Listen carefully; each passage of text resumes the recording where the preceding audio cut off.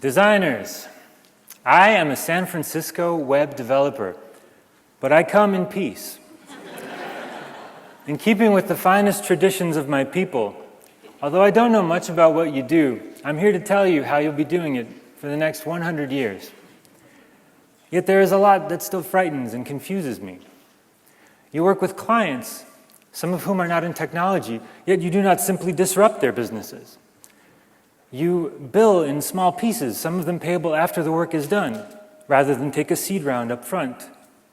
I do not understand this, but if I were to think about it for 2 or 3 minutes, I'm sure the answer would come to me quickly. However, I don't have that time. I'm here on a mission to beg your help, because my industry has gone insane. It's gone completely crazy, and I don't know who else to turn to. So I'm going to tell you what I think is ailing us out west in the form of a parable about airplanes. This is the mighty Ilyushin 62 Soviet intercontinental jetliner. When I was just a lad of 6 years old, my mother and I flew on one of these things from Poland all the way to New York. You'll notice that it has it's a tribute to Soviet airplane design. I imagine the conversation went something like this. Vanya, how do we put the engines under the wing like the imperialists do? And don't worry about it, Vasi. We put all 4 engines in back together. If there is engine problem, plane crashes immediately, ensuring maximum passenger comfort. So I survived my trip on the IL-62, which deposited me from Warsaw's provincial little airport straight into the middle of JFK Intercontinental. This was during the Pan Am era in 1981, and my mother and I had to face the fact that we had no idea what gates were. We were familiar with this as an airport. We had a big argument about whether someone had said 15 or 50, since neither of us spoke English. But in the end, we found ourselves in a large waiting room, waiting with lots of other people for our flight to Houston. And then at some point, the waiting room took off. And that was my introduction to the Boeing 747. The 747 is one of my favorite pieces of design, industrial design on the inside, pure engineering on the outside. There are so many wonderful stories about this aircraft. One of them is, it's 2.5 times bigger than any previous passenger jet, so they had to build an entirely new factory to build the plane in. But they were building the factory while they were already building the first airplanes inside it, and they were still designing the plane while they were building it. So some poor nerdo from engineering would have to run out with a drawing to the production line, stop the union crew, and tell them to do it differently for all 7 of these wings that you had out here. And remember, this was done in the late 60s, so when I say drawings, I mean drawings that were drawn. There were 75,000 engineering drawings required for the 747, a staff of thousands and thousands of engineers. They built a plywood mock-up of the whole thing just to make sure that everything was not trying to occupy the same space at the same time. It's just a mighty, mighty effort. But my favorite story of all about the 747 is that it was designed and built by the bad news bears of Boeing's. It was Boeing's B team. Right? Everybody else at Boeing, all the hot shots, the rising stars, everybody who wanted to make a career in aviation was working on a different project. They were working on the supersonic transport. You may recognize this plane from not ever seeing it flying in the skies. But the supersonic transport was an incredible piece of engineering. We had just entered the jet age in the late 50s, and already they were thinking about breaking the sound barrier. Not once, not twice, but 3 times. It would soar at Mach 3, which is about 1,800 miles an hour. That means 2-hour flight times from the West Coast to the East Coast. And this thing had everything. You had your folding wings. It looks like a kid's toy because that was kind of the approach that they took to designing it. It was the first wide body, which is why it looks like a football. I mean, it is an amazing plane. So Pan Am, they kind of went to the stops to publicize this. And the poor 747 only exists because they needed a plane to fill the gap. The SST was going to be ready in the 70s. What do you do in the interim? Jet travel is taking off, no pun at all intended. So they're going to build a very big airplane, but they're also going to make it convertible to a freighter. So that when it's made obsolete in the 70s, people will still be able to use it. So if you've ever wondered why the 747 has that weird hump, it's simply to get the pilots out of the way so when you use it as a freighter, you can stick everything into its nose, right? So between the 747 and its immediate predecessor, the 707, which is the first intercontinental jet that Boeing also built in the late 50s, everything we kind of associate with air travel is in there. From the little like plastic window shades that go up and down to the idea of putting the seats on rails so you can reconfigure them, the drink trolley, everything we've kind of grown to hate about air travel has been put into these airplanes.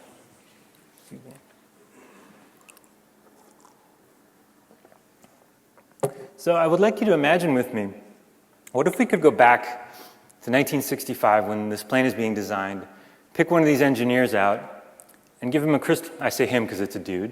It was, I think, 6,000 men that worked on a plane. Give him a crystal ball and say, here is a window into 2015. Take a look at the world of aviation and space in 2015. What would that person have imagined, right? So if he's a pessimist, he might have imagined nuclear wasteland, right? Radioactive dust. And if he's an optimist, he can imagine all kinds of things.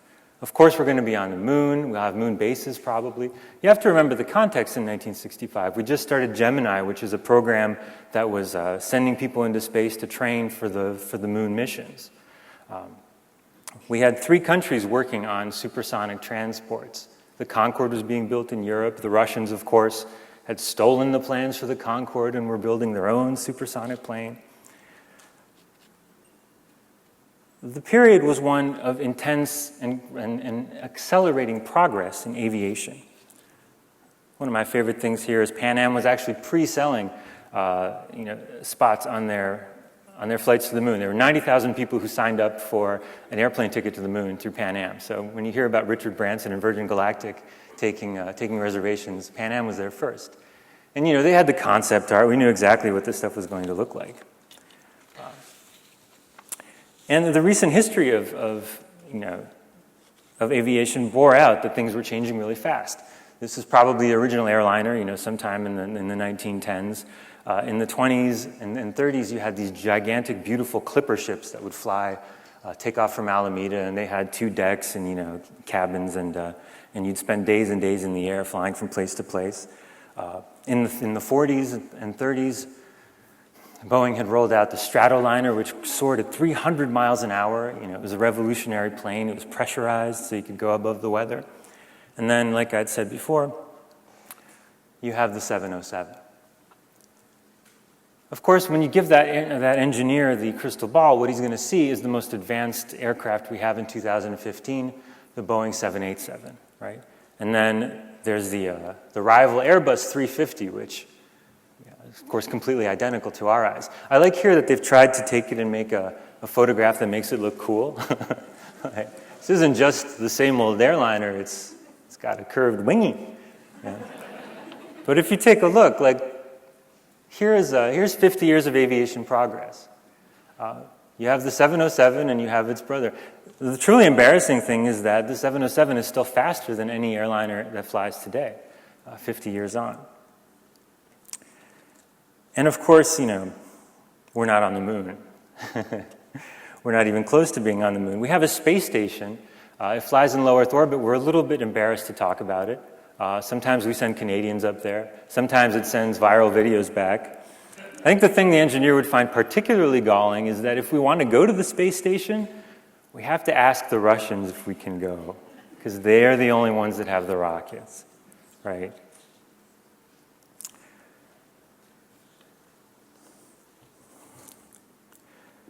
It's not like we didn't have the technology, all right? We had the technology. It wasn't a technical problem at all. This had been built in the 50s, this insane intercontinental bomber that goes at Mach 3.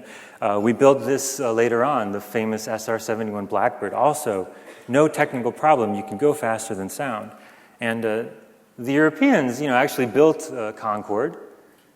They ran it for 25 years in operations. They flew douchebags back and forth across the Atlantic and served them champagne. So the technology was not a problem at all. And we got to the moon. We're Americans. We didn't just go to the moon. We put 3 cars on the moon. All right? And then we put a dude up there who played golf. And I'm sure this wasn't filmed, but everybody peed on the moon when they had a chance. All right? So this is kind of like the question this engineer would grapple with is, how did we just stop making progress? Even though we had the technology, everything was going so well. And what I want to suggest to you today is the radical idea that we're in the same boat as this poor Boeing designer. We've had 50 years of accelerating progress in computers. We can see the future coming to hit us like a freight train. There's going to be wearable everything. There's going to be clouds of drones, lasers flying through the air. The cloud is descending. We're going to ascend into it during the singularity. All this is happening, and I submit to you that it's going to stop. It may already have stopped. And this is a really radical thought for people in our position to have. I want to go further and try to convince you that this is great news, that you're going to be delighted that it stopped, and that in fact it represents a precious chance not just for us as programmers or designers, but just as human beings. We created by accident this thing called the World Wide Web, and now we have the chance to preserve it and make it grow. All right. Unless you let my people screw it up, and they are so busy trying to screw it up, okay? The reason those planes didn't change in 50 years is this very simple question that I think of as a designy question, which is, what are we building these things for? When you think about air travel and airliners, the answer is simple. Helping people get places cheaply and quickly. The whole progress of the aviation industry was about making bigger, safer, faster planes that could cross oceans. So we got to this amazing point where today I can be anywhere I want to be on the planet in about 24 hours for a couple of $1,000. It's a lot of money, but it's not an insane amount of money compared to what it gets you. And we're inured to it because air travel is such a drudgery to us, but if we were fresh to the idea, we probably couldn't believe it. There was also an answer to why we put people on the moon. It was to stick it to the Russians, right? And we really stuck it to the Russians. We took their faces and we put them right in the moon and we said, you can't get here, and we can't. Unfortunately, we stuck it to them a little bit too well, and then we got rid of the space program because there was really no more reason to do it. But there was a sound, why are we doing this? But there was never a good answer to why are we building supersonic airliners. It's just not necessary. Nobody really had to be anywhere that quickly, and certainly not thousands and thousands of people. To be honest, we were building them because it was really cool, and it seemed like the next thing to do. Unfortunately, this came with what economists call externalities, right? I like the term externalities because they're so dismissive. Economists tend to have things like equations with two variables, and then everything in the world that doesn't fit into the equation, it's an externality that we haven't modeled. So in this case, the externalities were the fact that these things created sonic booms wherever they flew, and that they completely destroyed the ozone layer. Well, Boeing might not mind if you're sitting in your house and the sun is burning your skin through your shattered windows because it's cool to have these things soaring overhead. But everybody else minded, and that's one of the main reasons that we never got supersonic airline travel. And so, mindful of this, let's ask ourselves, what are we building the web for?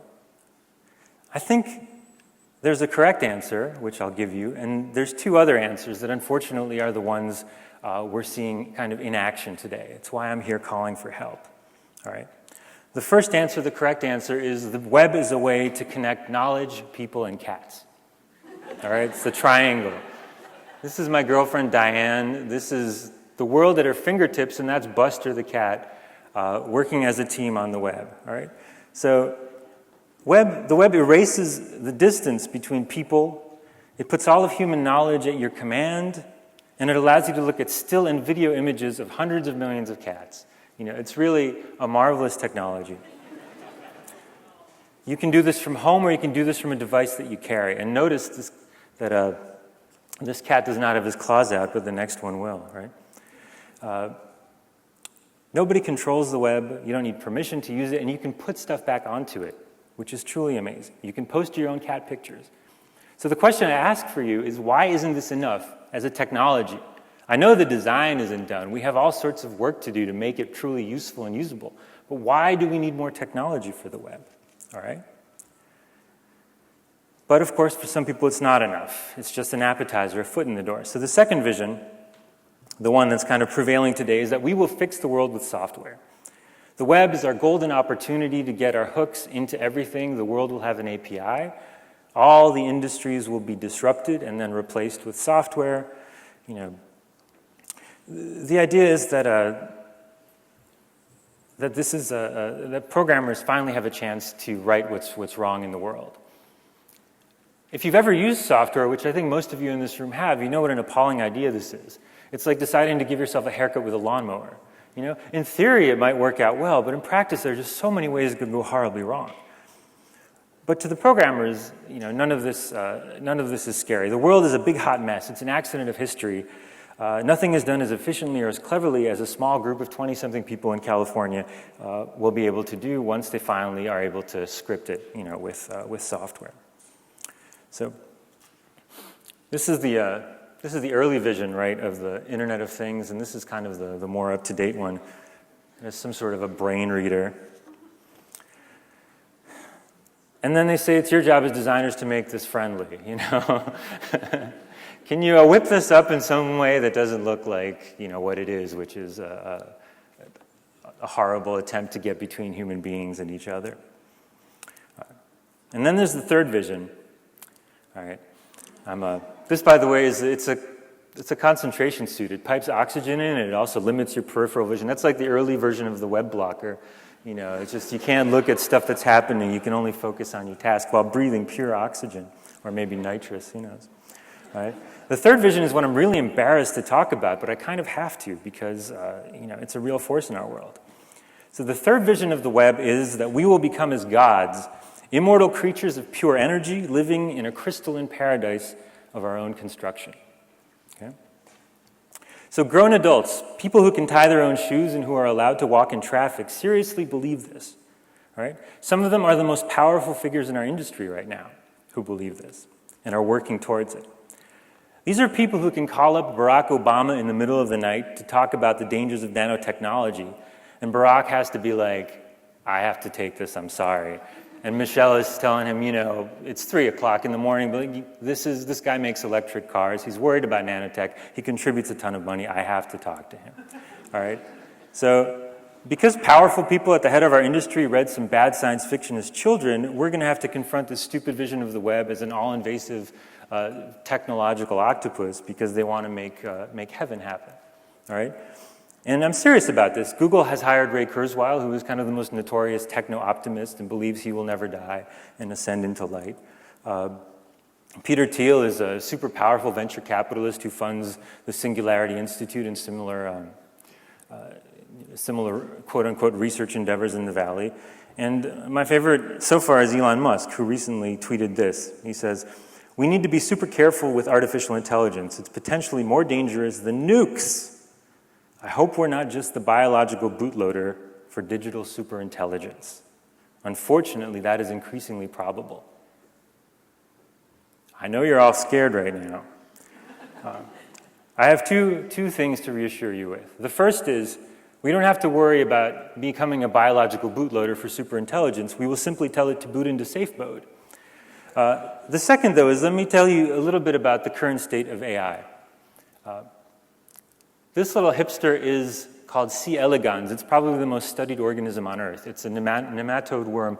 I'm not sure what it eats or what it does, but it's an extremely simple organism. And we've actually imaged its entire brain. It has 302 neurons. We know everything about how they're connected, how they fire, and we've, in fact, succeeded in simulating part of what it does on our biggest computers. There's a really cool project called OpenWorm that simulates this purely in silicon. And we've gotten as far as simulating how it wiggles. We can get it to wiggle. Not all the other behaviors, but that's the forefront of it. And the thing is, the scientists who are simulating this guy are not waiting for a faster computer to come along. Their computers are plenty fast. What's lacking is understanding. Our progress is really, really slow and incremental, like it's always been when it comes to understanding intelligence. But, this is nightmare fuel to Elon Musk. He makes rockets, he makes electric cars, and he stays up late at night worrying that Clippy is going to become sentient and enslave us. All right, this is no way to run an industry. Right? These people are really smart. They're smarter than I am, but they've climbed into their heads and they have pulled the ladder up behind them. All right, and they're taking their graph paper and these exponential curves of how fast technology is growing and scaring themselves silly. All right, again, not a way to run an industry. All right, so if you think that the web is a way to connect knowledge people and cats, all right, then our job is to get the people and the cats connected and maybe put a decent font on the knowledge and then watch the fireworks happen.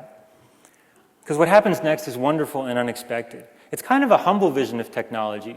We know how to make the tools, but we don't believe that we're smarter than 7 billion people in how we choose to use them. We say, surprise us, and then we iterate back. When we see something cool they're doing, then maybe, we try to design different tools to make that happen more easily. My canonical examples of this are Wikipedia and the open source movement, neither of which anybody could have predicted would happen. I also think that some of the things we're seeing around the use of social media for political dissent and to get around, the filters of government and the press are also remarkable and worth study. But these are all things that we didn't plan or anticipate. When Twitter came out, they didn't even anticipate things like the hashtag, where the people were going to use it on the web rather than on the phone. It was purely a phone product. So again and again, we have this history of not really knowing how our technologies are going to be used, but it doesn't stop us from thinking that we can design the next ones from the ground up. All right. Now, if you think that the web is here to optimize the world, then the web we've created is just the very beginning, right? There's so much work left to do. You're going to have to put sensors in every house. The thermostat is going to have to be able to talk to the refrigerator, and both are going to have to be able to talk to, some massive server in the cloud somewhere, where your job as a programmer is going to be to create the awesome algorithms that will take this data you've gathered from all the world, process it, and then sell it back to the people who gave it to you. All right? And of course, you don't worry about anybody doing bad things with this because you'll just, fix those bugs as they happen. I think this is a really colonialist sort of way to look at the future of technology. I think of it as colonial computing. We gather data from around the world. A small elite of us, think of it as the white nerd's burden, processes it for you and then redistributes it. This is a photograph from Yemen where one of the only foreign companies that advertises is Facebook, and they have billboards all over the country. This is a country that is completely falling apart, where people live with their extended families in the same building. If they like something, they can just say, hey, Ahmed, I like that. And Ahmed will yell back, yeah, me too. But it doesn't matter. Facebook wants a piece of this pie, and they want to juice their numbers, and so they offer free internet access by mobile phones as long as you do it all through Facebook in Yemen. And this is worldwide. So, arrogance and kind of a contempt for people are the guiding emotions here. And then, of course, if you think that the purpose of the web is for us to become as gods, immortal creatures of pure energy, living in a crystalline paradise of our own construction, then your goal is just total and complete revolution, right? And we've played this game before. I realize I'm down on the Russians a lot in this talk. I don't mean to be. But, we've played the techno-utopia game. We've kind of tried it in different guises. It has some failure modes. It's not like we have to rediscover this stuff the hard way. And I can't stress enough how seriously this stuff is being taken. This is the cover of Time magazine. 2045, the year man becomes immortal. They keep moving the goalpost on it. We were supposed to be immortal 2015, but, that whole C. elegans thing is a little hard to get past. So, in brief summary, the first group wants to connect the world and the cats. The second group wants to eat the world. And the third group wants to end the world. Right? These are not visions that you can have at the same time. They're opposed to one another. This all sounds really grandiose, right? Like some of you are thinking, I came here to learn about media selectors, not aviation and eschatology. And I apologize. I want to explain where some of this grandiosity is coming from. Right? This is, anybody recognize this picture? I don't think so. This is the first transistor integrated circuit, the first attempt to print stuff on silicon, right? The start of Moore's law. It's ugly, but it's important. So Moore's law is kind of the founding dogma of our industry. It comes in two flavors. First, the technical statement of Moore's law is very easy. It's that the number of transistors you can put on a silicon wafer will double every 2 years or so. And Moore's law has held since it was first articulated by Gordon Moore in 1965, the same year as all those people were building the 747, and it's held really well through all these doublings over and over again. It's remarkable. There's also a cultural understanding of Moore's law, which is that computers get faster, computers get smaller, computers also get cheaper, and it just happens by itself, right? So the defining feature of our history has been exponential growth. There's kind of a famous example. This is Brittany Milligan, who disproved the idea that you can only fold a piece of paper 7 times. She was able to fold a piece of paper 12 times, right? When you have exponential growth, the numbers grow really quickly on you. This is what happens when you fold a piece of paper 11 times. I think this is her getting ready for the 12th fold.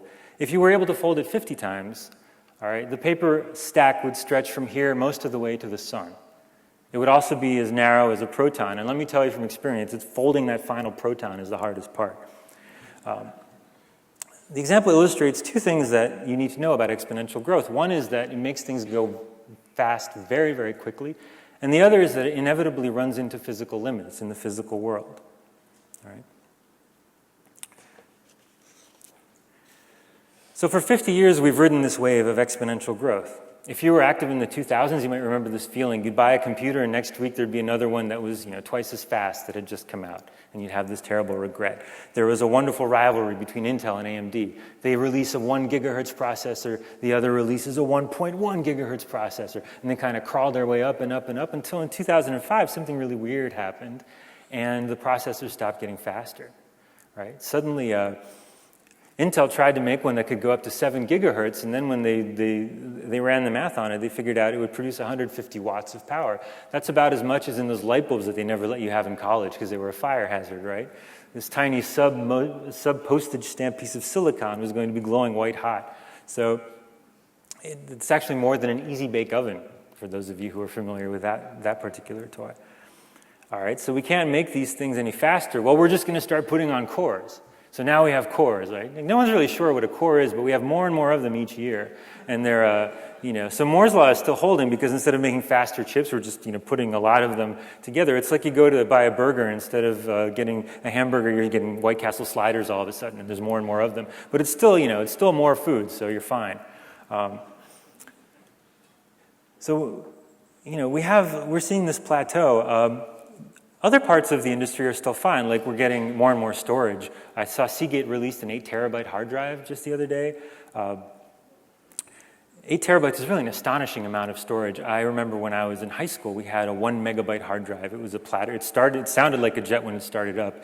It would take 5 minutes to stabilize, and it had a megabyte you could fit on it. It cost $1,000. And now this 8 terabyte drive is available for a few $100s. The problem is that, while we're still getting improvements in storage and in processors, there's a lot of other stuff that isn't improving and has never improved exponentially. I think of the current situation as like giant tanker trucks connected with drinking straws. The problem has become moving the data back and forth, not storing it or processing it. And in fact, this is a problem at all levels. We're most familiar with it with these devices that we have in our hands that are trying to sip the internet from wherever we are. That's almost always now the limiting factor. But it holds true in other places. When I tried last week to move 5 terabytes of data across 2 servers that were physically touching one another, connected with the fastest connector, the monster cable of my dreams, it still took me over a week to move 5 terabytes of data. If I tried to download a terabyte of data, Comcast would shut me down after the first day. We just don't have the wherewithal to shuttle this stuff. And there's worse constraints,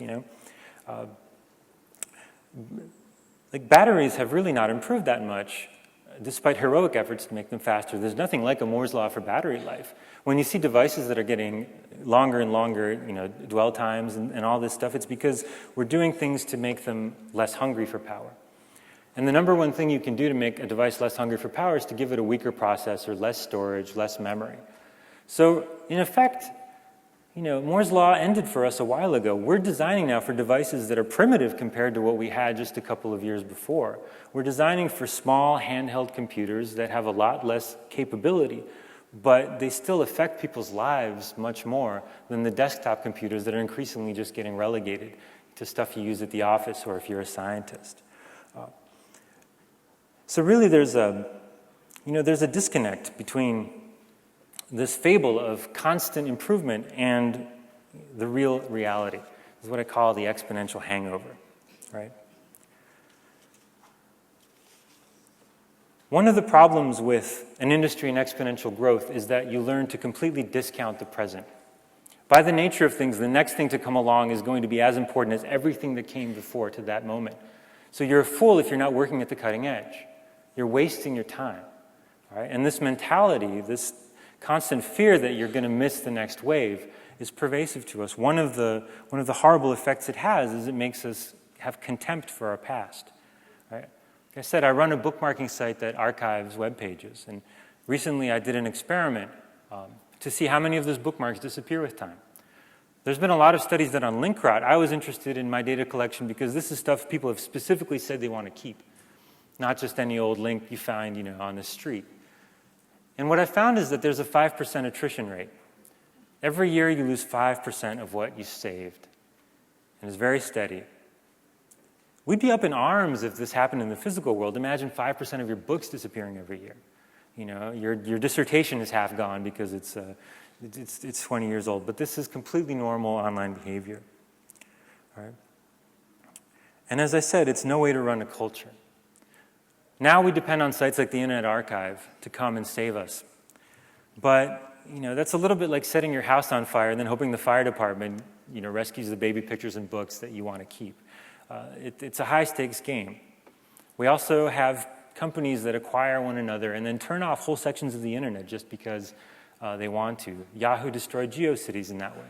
Just today we found out that TwitPic is shutting down. It's 5 years of photos on Twitter, shutting down because they're in a trademark spat with Twitter. All right? It's terrible, but it's this direct result of the exponential hangover. And it leaves us on the exponential treadmill. I think you may have noticed that even though the computers have gotten faster and constantly better, the software really doesn't improve.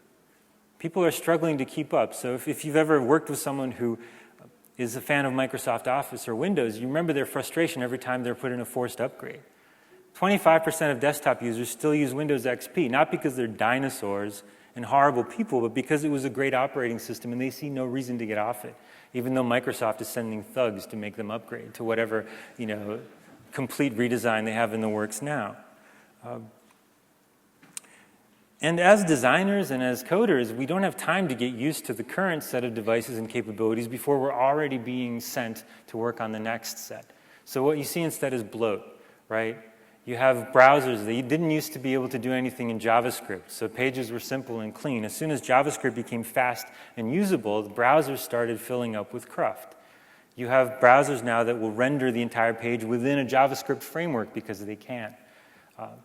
This isn't because the people who design these things are terrible. They just don't have the time to get it right. Our brothers and sisters over in the video game industry have a different life. They have 5 years between consoles. And if you look at the games that come out with the new console and the ones that come out at the end of its life, you see the massive improvement in everything, graphics, the sound, quality, because they've had time to get accustomed to the hardware. This is never the case for us. All right. And the thing that makes me particularly angry about this disdain we have for the past is the fact that we've built the entire internet on technologies that are old. I cheated by calling this talk, the first 100 years of web design, because we're already halfway there, all right? Most of what we have is built on top of Unix, which is from 1970.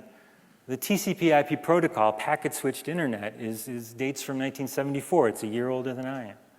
HTTP, which seems like it's brand new, the web is from 1991.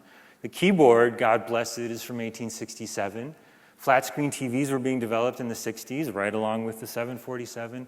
And my favorite example is that the mighty processor that's been doubling in speed so often is still backwards compatible in a Frankenstein sort of way with a chip that was designed in 1976, which itself was just kind of a stopgap. So things fossilize in technology, and it's partly because they're really useful.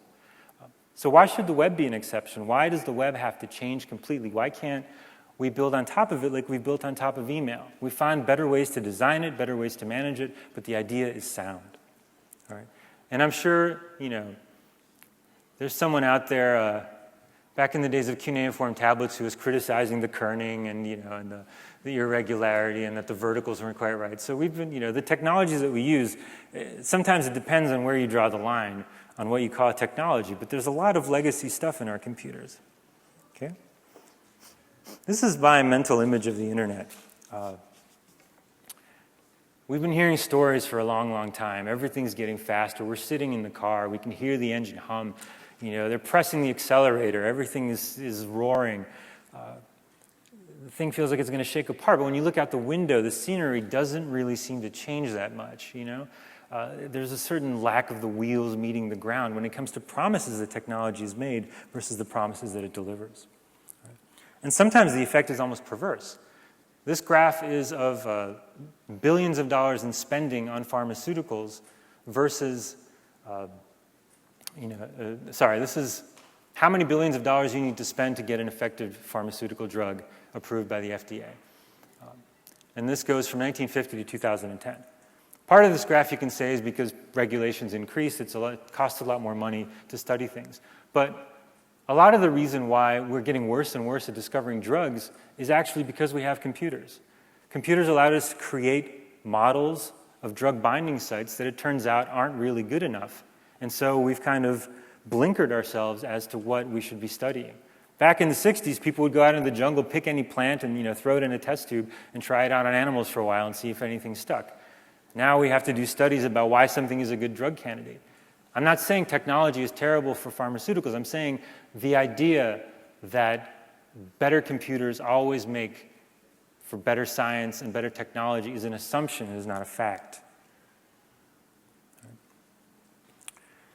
And what I mostly want to complain about is this sense of irreality that is pervading our industry. All right? We see businesses that are not producing anything, that are spending money at an incredible rate, being valued at billions of dollars, on the assumption that technology is changing and we just are too dumb to see what they already see. Right? We see problems caused by technology whose solutions are supposed to be new and better technology that will fix them and not create any new problems of their own. There's a whole ecosystem of startups and businesses that seem to exist only to serve one another now, only to serve the needs of the small elite of people who are too busy to cook or have their laundry done. When I lived in New York, I remember there was a whole set of restaurants on the Lower East Side that only seemed to have each other's waiters as clients, There was never an actual diner in there. You'd go in there and everybody else worked at one of the nearby places and they were just coming to check out the menu and see the competition. This is the feeling that I get in computer land right now. And then all the time we hear grandiose dismissive promises about how this is really changing the world. All right. It's like having this deadbeat that lives in your basement. The deadbeat is called technology. And when you say, so when is the world going to change? Well, after I finish this video game. All right, how about now? Well, like when everybody has a computer. Okay, I meant when everybody has a laptop. Like a portable, okay, when everybody has a smartphone, that's when the world is going to change. I was wrong. I mean when everybody has, Google glasses and wearables. So these promises kind of extend and extend further into the future. And then, of course, finally it says, everything will get better once we have the singularity. The problem with this kind of permanent revolution and this mindset is that it paralyzes us. We never work on the hard incremental improvements that we need to make. We never address the actual problems that we have because we're waiting for this Hail Mary pass of technology. And by we, I mean West Coast developers. I don't mean to accuse any of you. All right. And we all know what's supposed to come next, the Internet of Things, right? We're all bracing for it. Chairs that can tweet, someone sat in me, all of this stuff connected to centralized computers that, we don't have to worry that the government's going to monitor, no one's going to hack into. Everything is going to be awesome once we have the Internet of Things. I propose that we change our goal to the Internet of People. The convenient thing as a lazy person is that we already have this. We built it by accident. We still have it. We need to fight for it. Because ultimately what we want to create is an internet for people. A human internet. It's not that big a dream. The cats are online, the people are online. We just have to put the steady work in to make it last. I want to close with a quote by Jonathan White, who's a medical doctor who used to be a huge booster for the singularity and kind of had a moment of disenchantment. And he said, there's an intellectual laziness in taking problems that we should be solving and giving them to technology. There are major barriers to technology fixing the kinds of problems we want to fix. Those are largely political and also practical. We're not getting exponentially wiser or kinder or nicer to each other. I titled this talk, Web Design the First 100 Years, not as a prediction or as a way of telling you what you're going to make next, but as a challenge. What would the internet look like if we committed to treating it as a medium that's going to last? If everything we did had a legacy, if it wasn't going to disappear, if our children and grandchildren were going to be working in this medium? Of course it's going to change. The tools will be different. I'm sure some of the bugs will persist past your and my deaths, but a lot of it is going to be new. But the core thing that it is, people connected to one another, being able to create, being able to find whatever they want, being able to look at cat pictures, that's the precious thing, and it's not something that we're going to get to keep unless we fight for it all together. So thank you very much for your time.